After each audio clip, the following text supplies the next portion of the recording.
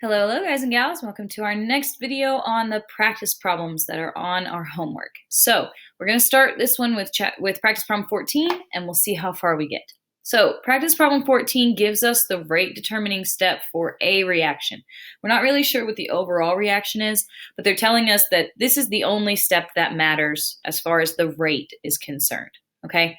The graph shows us the distribution of energies for NO2 molecules at two different temperatures. Based on the graph, which of the following statements best explains why the rates of disappearance of NO2 are different? So if we're looking at this graph, we can see it says number of molecules compared to energy of molecules. This is a Maxwell-Boltzmann distribution, right? We're used to seeing it in discussion of speed, but it's very common for it to also be discussed with energy, especially when we're discussing kinetics, okay? So this is a Maxwell-Boltzmann distribution. We can see on here that temperature 1 is the dark line, and so the majority of molecules at temperature 1 are moving pretty slowly. As far as the activation energy is concerned, there are not many molecules that are moving fast enough, or there are not many molecules that are moving with enough energy to meet the activation energy. So this reaction is probably going pretty slowly. Temperature 2 is shown on the dotted line, and we still have the majority of molecules that are moving slower than the activation energy, but there's still a higher fraction of molecules moving at the energy needed for this reaction to occur. So that's what I can determine before I even look at any of the answer choices, is that temperature 2 has more molecules that are moving with the energy necessary to meet that activation energy for the reaction to occur.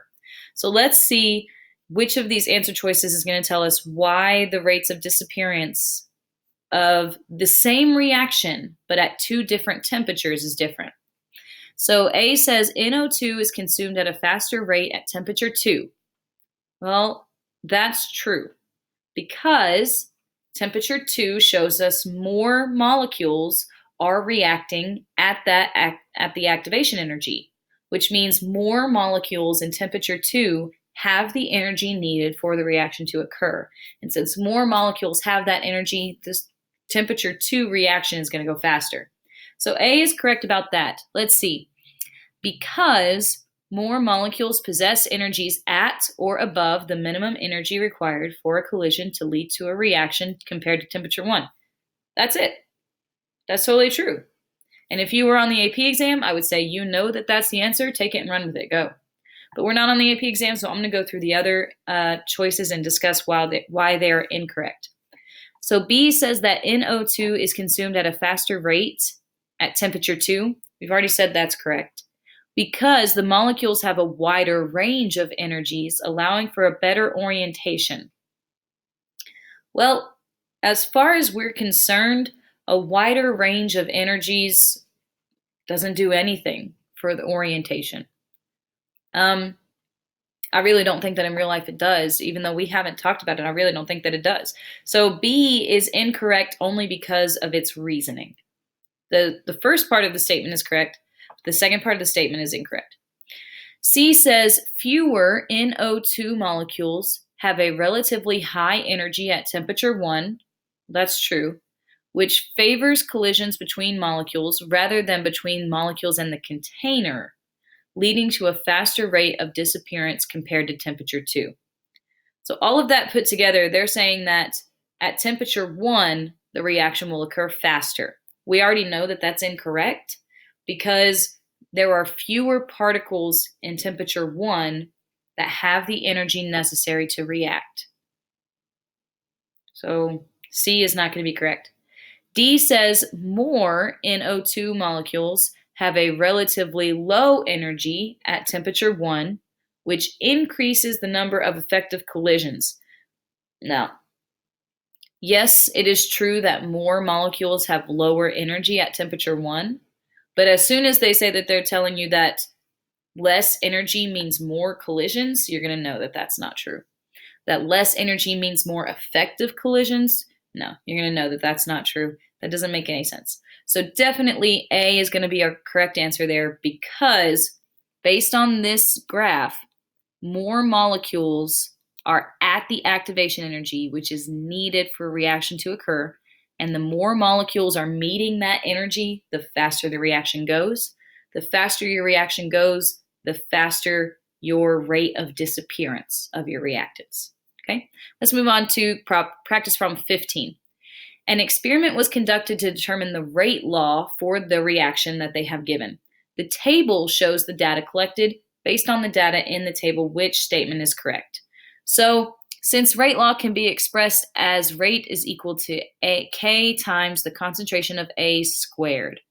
Well, let's see if that's even correct. Let's find a place where A's concentration changes, but B's concentration does not. And that's between trials 1 and 2. Between trials 1 and 2, concentration of A is doubled, the concentration of B stays the same, and the rate doubles. So when concentration doubles, rate doubles, that is not second order, that is first order. That shows you that rate and concentration are directly proportional. That means that A is automatically wrong. So let's take a look at B. Since the rate law can be expressed as rate is equal to K times the concentration of A to the first order, okay, that part's right, times the concentration of B to the first order. Well, let's figure out if that part is correct as well. We need to find a place where the concentration of B changes, but the concentration of A does not. Well, it's not 1 and 2. It's not 2 and 3. Okay, between trials 3 and 4, A stays the same. And between trials 3 and 4, the concentration of B actually, yes, it doubles. Concentration of B doubles between trials 3 and 4, and the concentration of A stays the same. So what happens to the rate? Well, we've got 5.0 times 10 to the negative fifth, and we'll divide that by the rate in, actually we'll do it the other way around because that one is larger. 1.0 times 10 to the negative fourth divided by 5.0 times 10 to the negative fifth.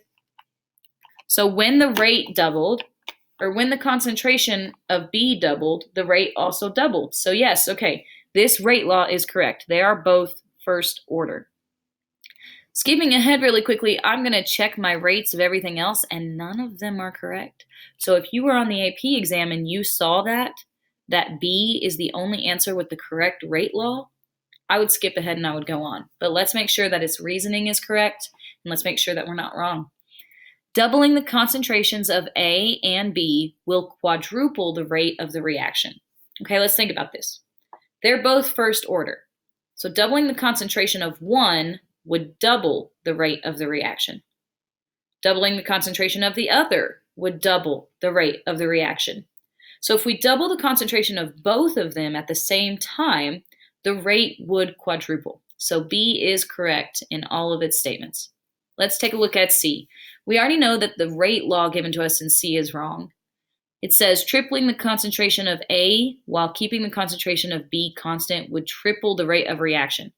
Well, even their reasoning is wrong. If A is second order, then tripling the concentration of A should mean that the rate would increase by a factor of 9. That's what second order means. So C is wrong on both accounts. And D says, well, we already know their rate law is wrong. Doubling the concentration of B while keeping a concentration of A constant would double the rate of reaction. Again, they're giving you the definition of a first order reactant while showing you in your rate law a second order reactant. So D is definitely wrong as well. So for practice problem 15, B is correct because it shows you two first order reactants and explains that if you doubled both of them at the same time, you would quadruple the rate. So that is the end of 15. Let's keep moving on then. Not sure how much time we have left, but we will see how far we can get.